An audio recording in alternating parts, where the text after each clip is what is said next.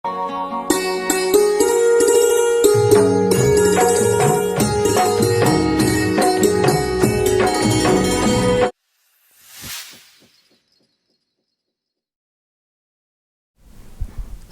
আলাইকুম everyone, welcome back to my channel. আশা করি আপনারা সকল ভালো আছেন।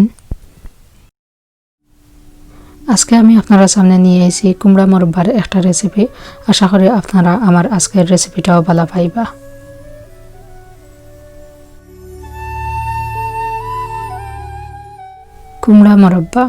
কুমড়া মোরব্বা করা লাগেও পয়লা লাগবে আমরার কুমড়া। তো আপনার কাছে যদি বাংলাদেশি কুমড়া থাকে তো ভালো, বাংলাদেশি কুমড়া দিয়ে এই মোরব্বাটা করা হয়। তবে আমার কাছে বাংলাদেশি কুমড়া নাই, বা আমি যে দেশে থাকি দেশে অতটা মিলে না বাংলাদেশি কুমড়া। তো আমি বাংলাদেশি কুমড়া লাগানো আর কি চাইনিজ কুমড়া যেটা কুমড়াটা নিছি নিয়ে আমি এই কুমড়াটারে আর কি আমি মোরব্বা করতাম। এর লাগে গাছও রেখে কুমড়াটারে খুব বেশি আমি একটু ফাঁকাইছি আর কি, মানে ফুক্ত করছি। এখন আমার কুমড়াটা দিয়ে আর কি আমি মোরব্বা করবো। তো আপনারা দেখরা মানে বাকল যে একটা কুমড়ার কিছু ফাঁকি গেলে আর কি, বালাটিকে ফাঁকি গেলে বাকলটা একটু কিছু শক্ত হয়ে যায়। তো পয়লা খাটতে সময় একটু কষ্ট হয়, বাদে দেখবা একবারে ইজি খাটিয়া ছুটাইল যায়। যে বুকর মানে বিচির সাইড যে বাজু আমি খাটিয়া ফেলাই দিছি, খালি আর কি খান্দা খানিন আমি লইছি। তো আমি সব খানিন কুমড়ারে দইয়া আনি লিছি, দইয়া আনিয়া এখন একটা খাটা চামচের সাহায্যে কুমড়াটারে আর কি আমি একটু ওলা খাইছি আনিমুখে। তো এই কুমড়া অবশ্য অত বেশি খাইছে নেওয়া লাগতো না, কারণ এটা চাইনিজ কুমড়া এমনিও দেখবা একটু বেশি পাকনা হয়ে গেলে রুয়া হয়ে যায়। তো যদি বাংলাদেশি কুমড়া হইতো তো বালাটিকে আর কি খাইছে নিলাম না।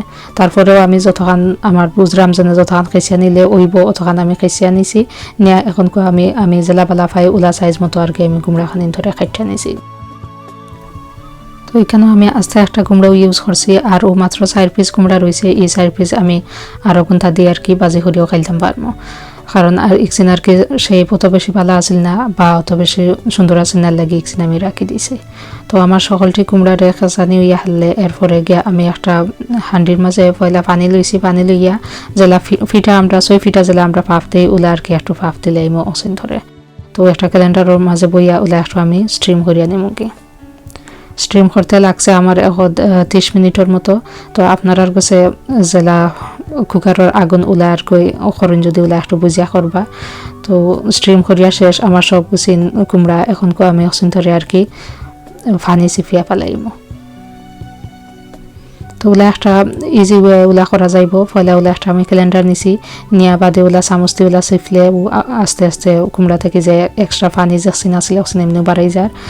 আর যদি এলে আপনারা করতে পারেন তো করতে পারবা, আর নাইলে একটা মসলিন কাপড় দিয়া কাপড়ের মাঝে লইয়া আর কি চিপিয়া পানি ফেলাইতে পারবা। তবে আমরা বাংলাদেশি কুমড়ার মাঝে একটু বেশি পানি থাকে, তো ওটা লাগে আর কি একটু মসলিন কাপড়ের মাঝে লইয়া জেলা আমি দেখাইলাম ওলা করিয়া আর কি পানি ফালানি লাগে। তবে এই কুমড়ার মাঝে অত বেশি পানি নাই, তারপরেও আমি আর কি যে একটা সুবিধা হয় আপনারা করবার লাগে দিয়ে ওটা প্রসেস করিয়া দেখাইলাম। আমি আমার সবটি কুমড়া পিস রেগুলা একটু পানি চিপিয়া নিমুগি। পানি চিপিয়া নিয়ে বাদে আমি কুমড়ার পিস খানি ধরে একটু ভাজিয়া দেখাইমু আপনারা।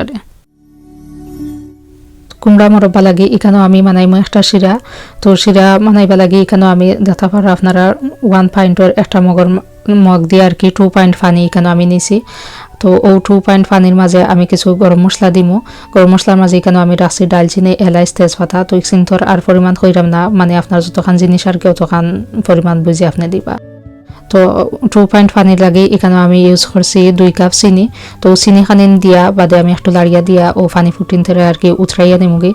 তো হান্ডি আমি এক কুকারে দিব আইছি, আরও কুকারে দিয়ে আমি 1 টেবিল চামচ গুয়ামরি নিছি, আর এখন 1/2 কাপের মতো পানি নিছি। নিয়ে আসিন ধরে আর কি আলাদা একটু জাল দিয়ে নিমুগি, কারণ গুয়ামরি অনেক সময় কুমড়া মোরব্বার মাঝে মুখের মাঝে পড়লে ছোটো জিনিস মুখের মাঝে পড়লে অবশ্য সবে পালা পাই না। তো ওটা লাগে আর কি গুয়ামরির খালি জাল দিয়া পানি খানি আমি দিলে পানির মাঝে নিয়ে মিক্স করিয়া নিমুগি। আর ডালচিনি এলাচ তো এমনি বাইসা তুলিয়া ফালাল যাইব। তো এখন আপনারা দেখতে পাচ্ছেন একটা পানার মাঝে আমি এখানে 2 টেবিল চামচ ঘি দিছি। ঘি দিয়া এখন 2 টেবিল চামচের মতো কিসমিস দিছি। কিসমিস খানি তোর একটু আমি পাইজিয়া এখন আমি তুলিয়া রাখি দিব এক সাইডে দিয়ে।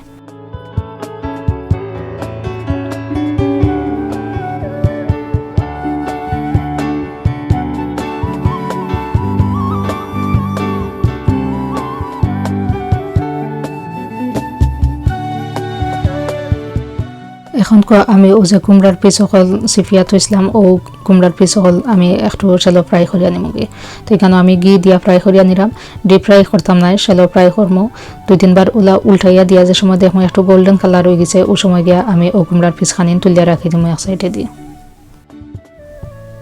তো আমার কুমড়ার পিস সকল বাজ হয়ে গেছে আমি একসিন ধরে তুলিয়া রাখি দিছি আর ও যে গুয়ামরির পানি খুঁজলাম আমি জাল দিছি আলাদা ও পানি খানি তোরে আনি আর কি ও ডালচিনি এলাইচর লগে আর কি একলগে মিক্স করিয়া নিছি কি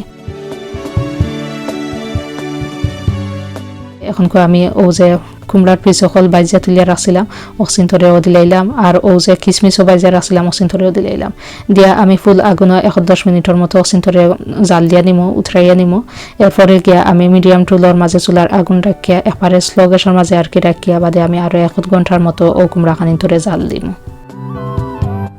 যাতে করে কুমড়ার ভিতরে চিনির শিরা বালা করে হামায় তো 1 ঘন্টা পরে আমি চুলার আগুন অফ করে লিছি আমার কুমড়া মুরব্বাও রেডি হয়ে গেছে তো আমি এখানে পানি দিয়ে আর কি চিনি শিরা বানাইছি আপনারা চাইলে দুধ রে ওলা আমি যেলা ডালচিনি এলাইচ তেজপাতা দিয়া জাল দিছি ওলা দুধ দিয়েও জাল দিতে পারবা তো আমার কাছে ওলা পানির শিরা দিয়ে ভালো লাগে আমি ওলা করছি আপনারা যদি চাইন দুধের শিরার মাঝে ডালটা মানে আমি যে পানি দিয়ে শিরা বানাইছি ইলা না বানাইয়া দুধ দিয়ে বানাইতা তো ইয়ে পারবা তো ওলা পানির শিরা দিয়ে ওলা কুমড়া মুরব্বা বানাইয়া আপনি ফ্রিজের মাঝে 1 সপ্তাহ মতো আপনি রাখতে পারবা আর দুধ দিয়ে যদি করেন আর কি তো দুধ দিয়ে বানাইলে বেশি দিন আপনি রাখতে পারতেন না 2 থেকে 3 দিনের মতো রাখতে পারবা বাদে এবার খাইয়ে শেষ শরীর হইবা তো আমি ওটা লাগি পানির শিরার মাঝে করিয়া রাখি আর বাদে হেসে গিয়ে আমি যে সময় খাইবার সময় ওলা আমি দুধ বা ক্রিম দিই ওলা আর কি আমি সার্ভ করি তো আপনারা চাইলে ওলা ক্রিম দিয়েও সার্ভ করতে পারবা আর নাইলে দুধ রে ওলা উতরাইয়া গরম করিয়া বাদে দুধ দিয়েও সার্ভ করতে পারবা ভাতের লগে খাইতেও ভালো লাগে আর নাইলে এমনিও ওলা আর কি খাইতে ভালো লাগে আমি ট্রাই করছি আপনারা একবারে আগর মানুষের জেলা বানাইতা ওলেও বানাইয়া দেখাইবা লাগে বা আমি জেলা শিখছি ওলেও আপনারা বানাইয়া দেখাইলাম আশা করি আপনারা আমার আজকের রেসিপিটাও ভালো পাইছেন যদি আপনারা আমার আজকের রেসিপিটা এনজয় করিয়া থাকেন আমি বরাবরের মতো আশা করবো আপনারা আমার চ্যানেলটা বেশি বেশি করে শেয়ার করবা লাইক করবা আর একটা সাবস্ক্রাইব করবা আর যদি কোনো প্রশ্ন থাকে অবশ্যই আমারে কমেন্ট করিয়া জানাইবা থ্যাংক ইউ এভরিওয়ান অত সময় আমার লগে থাকা লাগি আজকের মতো বিদায় নিলাম আল্লাহ হাফেজ